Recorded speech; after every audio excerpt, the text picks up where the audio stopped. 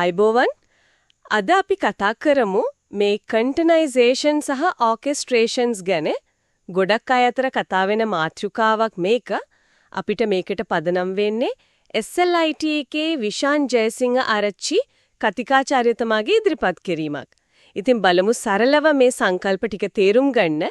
අපි දන්නවනේ ඉස්සර කාලේ ඇප්ලිකේෂන් එකක් ඩිප්ලොයි කරද්දී, ඒ කියන්නේ දුවවන්න හදද්දී අවශ්‍ය සර්වර් වගේ දේවල් අර කලින්ම හිතන්න ඕන නේද? Capacity planning. ඔව් ඒක ඇත්ත. ඒක ටිකක් අමාරු වැඩක් වුණා. කොච්චර සම්පත් ඕනද කියලා කලින්ම අනුමාන කරලා. වියදම් අධිකයි වගේම අවදානමකුත් තියෙනව නේද? අනිවාර්යයෙන්ම. ක්ලවුඩ් කම්පියුටිං ආවට පස්සේ VMs, ඒ කියන්නේ virtual machines නිසා මේක ටිකක් ලේසි වුණා. අවශ්‍ය වෙලාවට සම්පත් ගන්න පුළුවන් වුණා. ඒත් ක්ලවුඩ් එකේ සම්පූර්ණ වාසිය ගන්න අර නම්‍යශීලී බව ගන්න සාම්ප්‍රදායික ක්‍රම මදි වුණා කියලාද කියන්නේ? ඔව්. ලෝඩ් එක වෙනස් වෙද්දී ක්ෂණිකව සම්පත් අඩු වැඩි කරන්න හැම ඒකට සාම්ප්‍රදායික ක්‍රම හරියටම ගැලපුණේ නැහැ. එතකොට තමයි මේ ක්ලවුඩ් නේටිව් කියන කතාව වෙන්නේ, එහෙමද? හරියටම හරි. ක්ලවුඩ් නේටිව් කියන්නේ ක්ලවුඩ් වල උපරිම ප්‍රයෝජන ගන්නම හදපු ඇප්ලිකේෂන් හදන ක්‍රමවේදයක්. එහෙනම් මයික්‍රෝ සර්විසස්, කන්ටේනර්ස්, අර DevOps වගේ දේවල්. ඔව්, ඒ වගේම CI/CD, ඒ කියන්නේ continuous integration, continuous deployment. Code එක හදන කනේ ඉඳන් ඩිප්ලොයි කරනකම් ඔටෝමේට් කරන එක. හරි. ඒකට මයික්‍රෝ සර්විසස් කියන්නේ මොකද්ද සරලවම? ලොකු ඇප්ලිකේෂන් එකක් කඩන එකද? ඕ වගේ IBM අර්ථ දක්වන විදිහට එක ලොකු ඇප්ලිකේෂන් එකක් වෙනුවට පොඩි ස්වාධීන සේවාවන් ගොඩක් එකතු වෙලා ඇප්ලිකේෂන් එක හදන එක. මේ හැම සර්විස් එකටම තමන්ගේම ටෙක්නොලොජි එකක්, සමහර විට ඩේටාබේස් එකක් පවා තියෙන්න පුළුවන්. ඒ කියන්නේ ඒව කතා කරන්නේ API සරහා. ඔව්, APIs හරි වෙනත් මැසේජ් බ්‍රෝකර්ස් වගේ දේවල් හරහා සම්බන්ධ තියෙන ලිහිල්ව. ඒතකොට එක සර්විස් එකක් වෙනස් කරද්දී අනිත් ඒවාට ලොකු බලපෑමක් නැහැ. ඒක තමයි fault isolation හොඳයි. එකක ප්‍රශ්නයක් අනිත් ඒවාට බලපානවා අඩුයි. තව වාසි තියෙනවා. හැම සේවාවකටම ගැලපෙන programming language එකක්, technology එකක් පාවිච්චි කරන්න පුළුවන්. ඒකට කියන්නේ polyglot programming කියලා. ඒ වගේම ඇප්ලිකේෂන් එකේ එක කොටසකට විතරක් ලෝඩ් එක වැඩි නම් ඒ කොටස විතරක් ස්කේල් කරන්න පුළුවන්. precise scaling කියන්නේ ඒකට. සම්පත් නාස්තිය අඩුයි. නියමයි. ඉතින් මේ මයික්‍රෝ සර්විසස් හදන්න දැන් ගොඩක්ම පාවිච්චි වෙන්නේ කන්ටේනර්ස් නේද? ඔව්. ගොඩක් වෙලාවට කන්ටේනර්ස් තමයි යොදාගන්නේ. අර ඩෙවලොපර්ලා අතර තියෙන ප්‍රශ්නෙට මගේ මැෂින් එකේ වැඩ කළා, එහෙ වැඩ නෑ කියන එකට මේක නේද විසඳුම? ඔව්. ඒකට හොඳම විසඳුමක් තමයි කන්ටේනර්ස් කියන්නේ. මොකද්ද මේ කන්ටේනර් එකක් කියන්නේ හරියටම?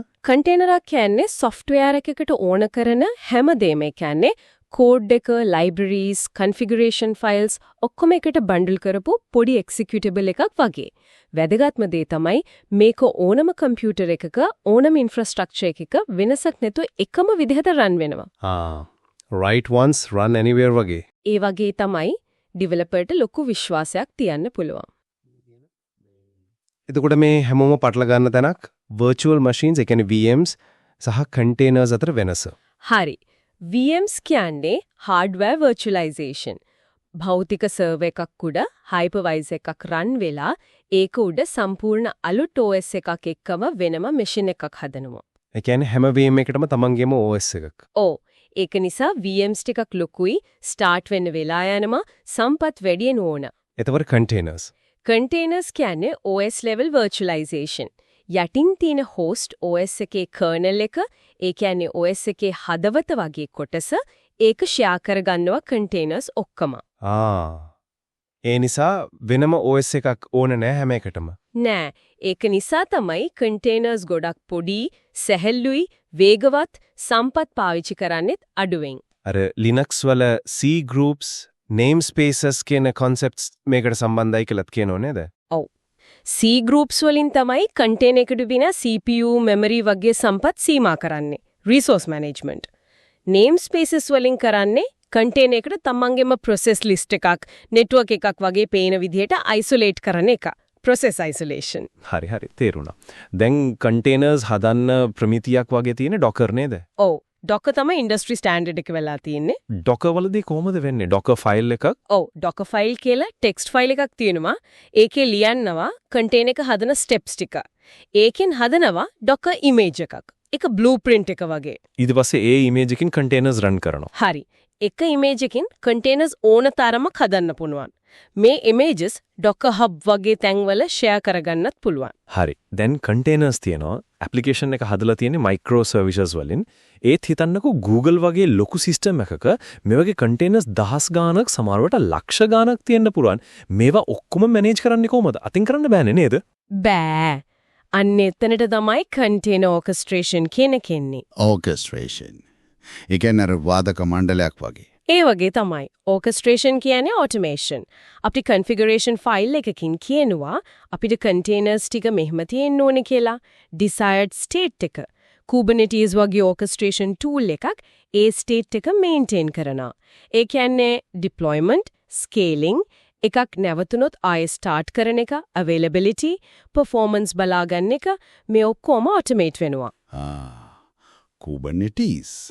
ඒක තමයි නන් දැන් ප්‍රමිතිය. ඔව් K8s කියදත් කියනවා කෙටියෙන් Kubernetes තමයි දැනට container orchestration වල බහුලවම භාවිතා වෙන industry standard එක.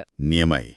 එහෙනම් අද අපි කතා කළේ අර පරණ deployment ක්‍රමවලින් දන් cloud native microservices සරහාවෙත් මේ containers, Docker සහ අන්තිමට ඒ ඔක්කොම manage කරන Kubernetes වගේ orchestration tools දක්වා ආපු ගමන. පැහැදිලි මේ තාක්ෂණයන් කොච්චර දේවල් ලේසි කරලා කාර්යක්ෂම කරලා තියෙනවද කියලා software හදන එකේදී. ඔව් සාරාංශයක් විදිහට කිව්වොත් containers වලින් application එකයි ඒකට ඕන දේවලුයි pack කරන ඕන තැනක run කරන්න. Kubernetes වගේ tools වලින් මේ containers ගොඩක් manage කරන auto විදිහට.